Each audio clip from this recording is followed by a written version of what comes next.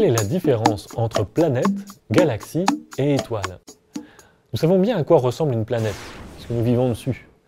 La Terre est en effet une des 8 planètes du système solaire. Ces 8 planètes tournent autour de notre étoile, le Soleil. On serait donc tenté de dire qu'une planète est un astre bien solide et n'émettant pas de lumière. Sauf qu'il existe aussi des étoiles solides et n'émettant pas de lumière. Et que la Terre émet de la lumière, certes dans l'infrarouge, donc non visible, mais de la lumière quand même. Et qu'il existe des planètes qui ne sont pas solides. Voilà qui est bien compliqué.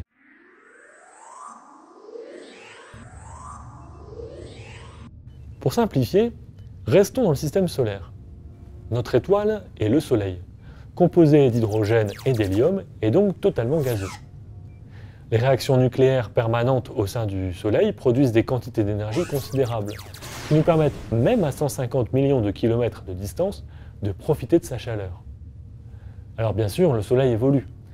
Un jour, dans quelques milliards d'années, le Soleil aura brûlé tout son hydrogène. Entre-temps, il aura considérablement grossi, faisant plusieurs centaines de fois sa taille actuelle, et aura viré au rouge. Puis il se transformera en naine blanche. Il sera alors solide, n'émettra plus d'énergie, et sera plus petit que la Terre. On le voit, une étoile morte ressemble un peu à une planète morte, mais seulement en apparence. Elle reste presque aussi lourde que le Soleil et a donc une densité très élevée. Les planètes sont des astres qui tournent autour du Soleil. Il existe deux types de planètes. Les planètes telluriques, qui comme la Terre sont solides, et les planètes gazeuses, beaucoup plus grandes et donc non solides. Les 4 plus proches planètes du Soleil, Mercure, Vénus, la Terre et Mars, sont solides et relativement froides. Elles émettent très peu de rayonnement dans l'infrarouge, et en tout cas moins qu'elles n'en reçoivent du Soleil. Les 4 planètes les plus éloignées, Jupiter, Saturne, Uranus et Neptune, sont essentiellement gazeuses. On pense cependant, sans en être certain, qu'elles ont un cœur rocheux, recouvert d'une couche liquide, puis d'une atmosphère gazeuse très épaisse. Ces planètes sont intrinsèquement beaucoup plus chaudes que les planètes telluriques et peuvent même émettre dans l'infrarouge plus de rayonnement qu'elles n'en reçoivent du Soleil. Jusqu'en 2006, le système solaire comptait une 9e planète, Pluton. Alors Pluton n'a pas disparu bien sûr, mais elle n'est plus considérée comme une planète. On a en effet redéfini très précisément ce qu'était une planète en 2006.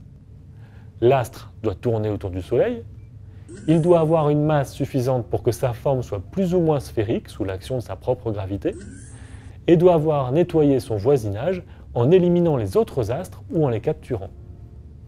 Dans ce dernier cas, il tourne autour de la planète et devient donc un satellite de la planète, comme la Lune pour la Terre par exemple. Pluton n'est plus considéré comme une planète car de nombreux autres astres similaires existent dans son voisinage, tournant aussi autour du Soleil. C'est donc un astre comme des millions d'autres, notamment des astéroïdes et des comètes, qui tournent autour du Soleil sans être pour autant des planètes. Les planètes sont relativement proches du Soleil. La plus éloignée, Neptune, n'est qu'à 4,5 milliards de kilomètres. Et au-delà, il faut beaucoup voyager pour trouver un nouveau système stellaire. L'étoile la plus proche du Soleil est près de 9000 fois plus éloignée que Neptune. Pour mesurer de telles distances, on utilise l'année-lumière, égale à 9500 milliards de kilomètres. Le système stellaire le plus proche de nous est donc à plus de 4 années-lumière. À quoi ressemblent ces autres systèmes stellaires? Depuis la découverte de nombreuses exoplanètes, on les imagine un peu similaires à notre système solaire.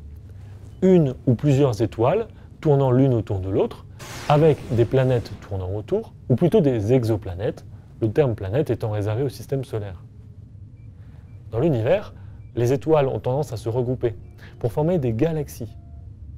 Notre galaxie, qu'on appelle aussi parfois la Voie lactée, regroupe ainsi plusieurs centaines de milliards d'étoiles et s'étend sur 100 000 années-lumière. Dans une galaxie, les étoiles ont l'air de se répartir au hasard, mais souvent quand on regarde une galaxie dans son ensemble, elle a au contraire une forme bien précise.